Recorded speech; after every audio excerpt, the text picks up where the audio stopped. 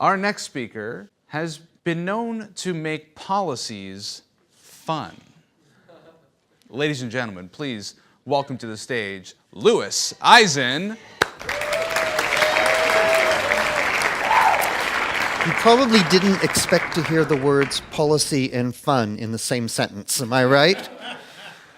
You know, most people, when they think of policies and rules, they associate it with notions like strictness and commands and discipline. My name is Louis Eisen, and I confess I used to think of them the same way. Today I know better. Policies done right are associated with notions like clarity and decision-making and target setting and cooperation. No matter what your policies are about, IT policies, HR, finance, security, whatever your policies cover, rules are about helping people do the right thing. So it really is a lot more fun. And increasing compliance in your organization is about helping people do the right thing. Today, I use a methodology that I call perfect policies that helps organizations rewrite their policies, directives, and standards so that they are engaging rather than alienating. Now, why rewrite policies? Well, obviously, an organization's policies can start to become stale after a while, and they need refreshing. But more often than not, I hear someone say, we just have too many rules, they're all over the place, we can't keep track of them, nobody's following them, a bandage is not going to work here, we need to overhaul everything. And that's a policy renewal. Policy renewal is a nightmare for some organizations. I've seen where they collect their documents, and you're talking hundreds or thousands of documents with tens of thousands of rules. They reorganize them, they update them, they think about them.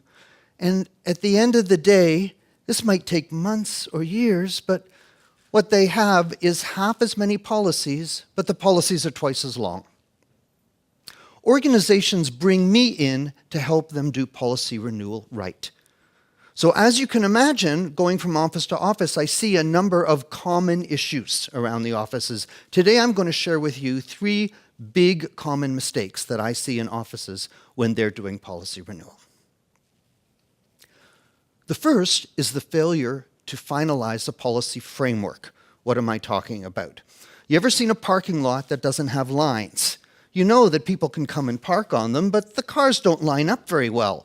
I mean, some people are really bad parkers. Sometimes I think, you know, if we let a bunch of cows go onto the parking lot, they would line themselves up better than people parking their cars. But if you set down the lines first, then the cars will all line up in a neat row. That's what the policy framework does for the policies. Sets them so that you can line them up. Now, I was at a government department a month ago, and they told me they didn't have a framework, but they kept writing the policies anyways. Well, that's like saying, we haven't decided where the lines are going yet, but we're going to let people keep parking their cars. You know what's going to happen. You're going to ask everybody to leave, and then draw your lines, and then ask them to come back and park again. That's a lot of duplication and a lot of rework. The second big mistake groups make is not finalizing a vocabulary before they start writing. So you need to make some decisions that are going to be uniform across your documents. For example, what are you going to call people outside the organization? You're going to call them outsiders, the public, the customers? What are you going to call the things that the company owns? Things, assets, property? You want to settle on a term and use it consistently across all documents. I was at one office where the HR department had issued a memo saying, you be sure in your writing that you do not call consultants and co-op students employees, because they're not employees. And if you call them employees, you open us to liability. And I was a consultant, and that was fine. I was happy with that. But there was another section of the HR group that had a policy that said employees should not harass other employees. Well, that didn't apply to me, obviously. I was really happy with that. I don't think that was their intention. All of that could have been avoided if they had simply started with the vocabulary. When I went to the HR people and pointed it out, they kind of backpedaled a little and said, oh, well, you know, people know what we're talking about.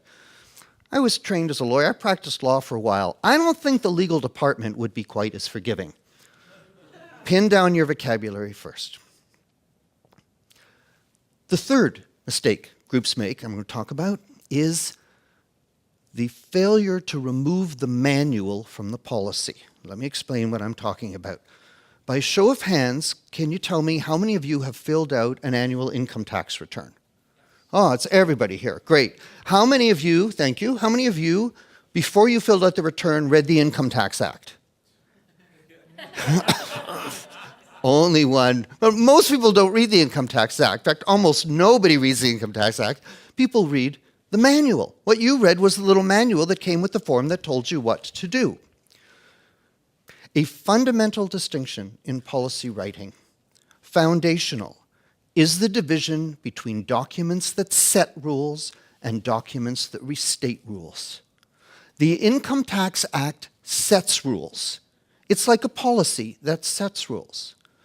The manual is a document that explains what you need to know about filling out the form in plain language, easy to understand. The manual is a document or set of documents that gives you examples and explanations and tells you everything that you need to know to function in the office. They're not the same thing. Everybody's going to see the manual. It's kind of like your clothes. Everybody sees them. The policy, that's underwear. Very few people need to see that.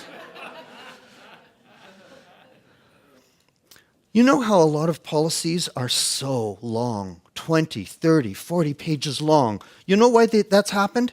It's because they've confused what goes in the policy with the manual. The policy is bloated with all kinds of information that belongs in the manual.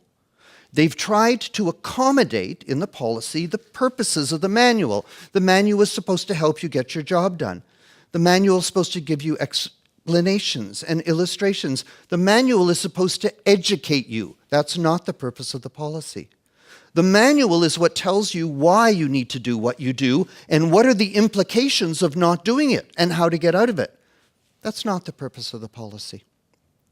This distinction is fundamental. And one client came to me after getting this down pat and said, oh, we are so glad we've got this. Since we started putting this in practice, I've been getting notes of appreciation from my clients that are so impressed with the content of our policies.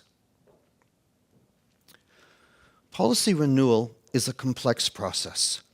It starts with a foundation and you build on it. And if the foundation is not set right, then the building is not going to be stable.